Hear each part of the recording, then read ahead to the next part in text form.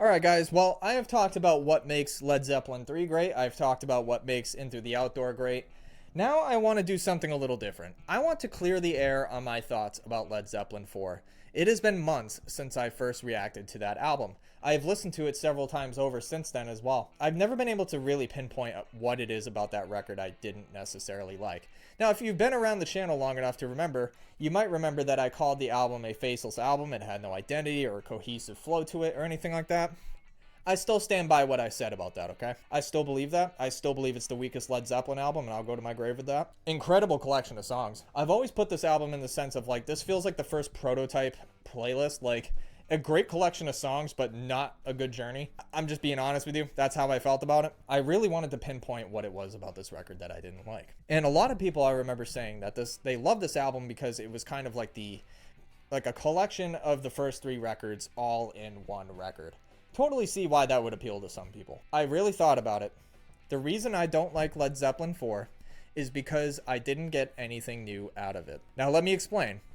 Every single record after Led Zeppelin 4, even before Led Zeppelin 4, I got something new every single time. And it still kind of falls in line with what I was trying to say in that reaction. I just maybe didn't word it correctly. But that experience listening through every single record of Led Zeppelin, I had something new every single time besides Led Zeppelin 4. Led Zeppelin 4 felt like a greatest hits compilation. Like, I had already heard all of the things on that record prior to that. But then after Led Zeppelin 4, you go on to Houses of the Holy or something like that, and you're getting something completely different. You're getting a funkier, more atmospheric type of Led Zeppelin, which I loved. And it's still my favorite Led Zeppelin album of all time. Led Zeppelin 3, you know, you're getting the acoustic side of Led Zeppelin. It's just, that's kind of what I was trying to say in that video, was that every single record, you could tell me exactly what that album is like. This album, you can't really do that because it's a collection of the first three albums, like in their sounds. I remember when I first reacted to that. I think it was the first time I heard this statement, but I remember a lot of people saying, oh, you already heard the first four songs on the record. That kind of ruins the experience for you. And I never understood that. I never understood that because that's never stopped me from enjoying an album.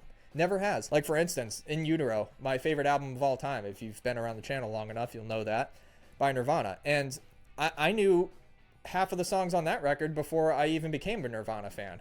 And I listened to that record, and now it's my favorite record of all time. So, never stopped me from really enjoying a record. In fact, it actually enhanced it quite a bit because it made it that much more exciting when I got to a song that I wasn't familiar with.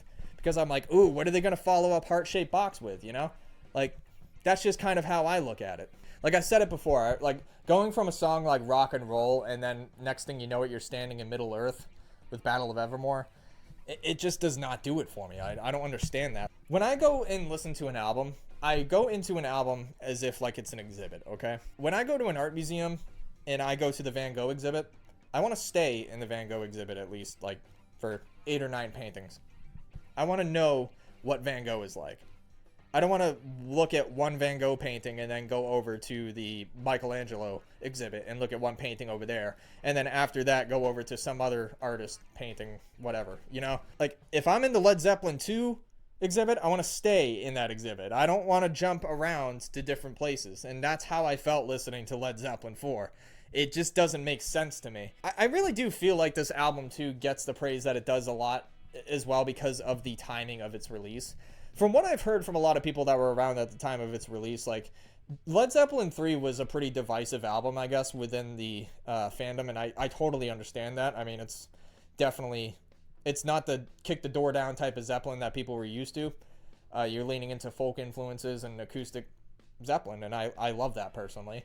It's my second favorite Led Zeppelin album. But I feel like when this album came out, it must have felt like the quote-unquote comeback album, I guess you could say. You know, like, with the songs like Black Dog, Rock and Roll, When the Levee Breaks, like, Led Zeppelin felt dangerous again, I guess you could say.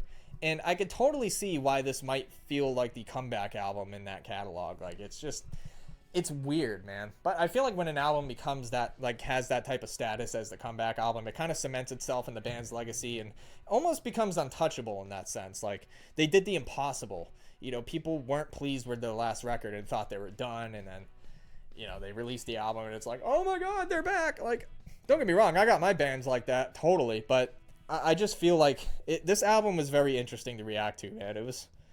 Man, this was the album, though, I will say, that really got me thinking about moving away from reaction content. I will say that. Like, it blew my mind. After I was done reacting to it and I scheduled it for upload, I remember kind of stopping in my tracks for a second because I had the thought of like, man, you better prepare yourself for the sea of hate that's going to come your way. And honestly, that really stopped me in my tracks. It just got me thinking though, like, you know, are we really that bad now? Like to where like we can't take an opinion, you know, someone else's opinion on an album or a song or whatever. Like that's what we're down to? Really? Music? Come on. I remember after reacting to this and having that thought, like all the other reactions I did after that, I started to have that same thought after every opinion that I had pop up into my head when reacting to something.